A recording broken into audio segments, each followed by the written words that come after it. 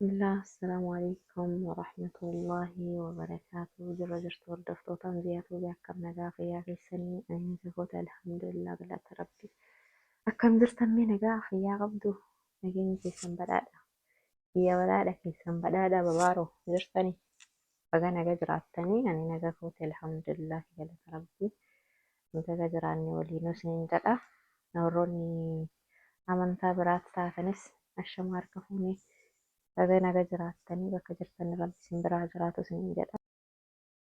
Egaa kana jedhee booddee har'aan tana wallaahi ajandaa tokko niin qabadhee dhufee ajandaan sunillee yooma asirra miidiyaa kanarra deemaa jiru silaa miidiyaa kana dhugaa fi dhara isaallee addaan hin beekanii anuma qofatti akkana ta'e natti onnaa ta'e immoo ulfaate immoo nama hundaa ta'e hin beeku garuu miidiyaa kana dubbii miidiyaa kana geejibaaf dhugaa isaallee addan beekanii warri miidiyaa yuutuubii dalagu kun uumama yuutuubii irraa shaqalatu kanaaf jedhee irra guddinni isaa kijibumaan dalagaa garuu osoo rabbi sodaataniitiin waa tokkuma tokko illee taatu keessaa dhugaa dalaganii bareedadhee yaada akka kiyyattiin isa kanaaf ammoo namni anarraa dubbachuu barbaade illee kuulanii fi roozaadha.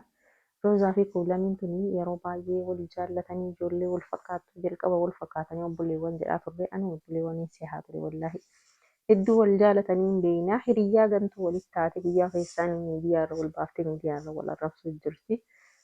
Hiriyyaa dhugaa eega waliif taatanii qara waliin jiraattanii tiniin jettan taheeti maaltu guyyaa keessa waliif hin buusaa osoo biyya takka keessa jirtanuu osoo walitti dhuftanii waliin taa'anii teettanii dubbii fixuu jirtanuyyuu miidiyaa irratti maaliif olola walitti bantanii maaliif wal arrabsitan maaliif wal qeeqxanii iddootti wal argitan keessaan walii dawwaltanii wal arguu hin dandeettanii isin dubbii keessan kana qabbaneessuu hin dandeettanii yuutuubbiidhaan wal shaqallatanii hiriyyaa waliif kafanaadha bar hiriyyaa jechuun waan guddaadha wallaahi hiriyyaan kan bakka hundatti haasa'amuu miti bar hiriyyaa yookiin olitti hin beeytanii jedhee yaada malee anaa gaditti miti.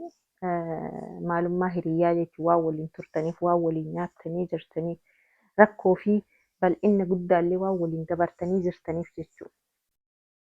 Kanaaf naa olitti hin beektanii jedhee yaada. Akkamittiin miidiyaadhaan wal shaqalattanii isinitti hin dhagahamu hiriyyummaan keessan agatti matanan ta'e isin dur fakkeenya namaaf tahaa turtanii amma immoo gara birritti jijjiirtanii hiriyyummaa keessan sanaa jaalala keessan sana duniyaatti jijjiirtanii hedduu nama ulfaatu wallaahi hedduu waraana nyaata. Ani akka namallee ni jaalladha garuu immoo namaaf birriin jijjiirachuuf namatti ulfaata wallaahi. Akkamittiin birriidhaan wal jijjiirattanii akkamiin yuutuubiidhaan shaqqalachuuf jettanii yuutuubiidhaan shaqalachuuf jettanii akkamitti miidiyaa irra wal baastan bakka itti waliin haasoftan dhabdan Itoophiyaa guutuu keessa.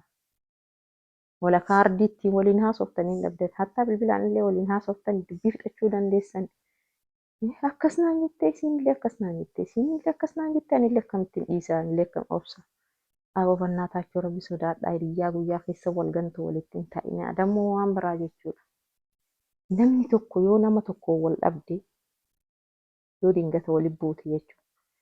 Hiriyyaa mataan ta'e taatee waliin buute bakka adeemtee naasa'ii waan nama sanii maal goota nama kana muluu beeksisuudhaaf badiisii nama kana muluu beeksisuudhaaf rakkoon isiin qabdu wanni isa haasofsiisu hin jiru. Sillachuuyyuu jechuudha. Wallaahi laazim wanni isin haasofsiisu hin jiru. Isinumaayyuu fakkeenya fudhadha malee ani ofii kiyyaa yoo ammoo nama hiriyyaa kiyyaa wal dhabee bakka wal dhabe akka wal dhabeettiin itti dhiiseetiin haa jireenya ofii haa jiraatu illee haa jireenya isii hin jiraadha malee wannummaan isii qotuuf hin jiru wanni isii illee qotuuf hin jiru silaa akkas wayya. Lees jennaaniin hayaata walii keessaa bahuudha halaasii waliif hin taane malee giddiidhaan wal duuba deemanii gaafa mi'aa jaalalaa keessa walii waan gammachuu dabarsan gadda dabarsan hunda walitti kaasanii eebalee gaafa akkasii sana akkasii ta'e gaafa akkasii siin bahee akkasiif jedhee bakka san dhaqee siif jedhee bakka san taa'e. Hin ta'u gaafa san isiif jettee dhaqxee haadhallee isimaaf jettee dhiisuu qabda waan san dhaqa. Bira dabruu qabda dhaqe. Ajandaa waliin godhatinaa wallaahi birriidhaan waliin jijjiiratinaa hedduu nama ajaa'ibsiiftan wallaahi laazim. Hedduu garaana nyaatte namni lachuuyyuu ani akka kiyya lachuuyyuu hin jaalladha. Garuu immoo guyyaa keessa miidiyaa wal jijjiirachuu kana osoo dhiistanii namatti tola das nama jedha maaliif jennaanii nama baay'eetuyyuu sababa keessanii wal jaalate. sababa isin akka hiriyaa gaarii taatanii akka obboleewwaniitti wal jaalattaniif namni biraallee fakkeenya isin fudhatee wal jaalatee wal kabajee waliin jiraata. Yoo isin fakkeenya san taa'uu dhiistanii deebitanii amma immoo aduwwii taatanii walitti ka jettan taate nama biraallee akkas aduwwii guddisaa deemtan jechuu bara.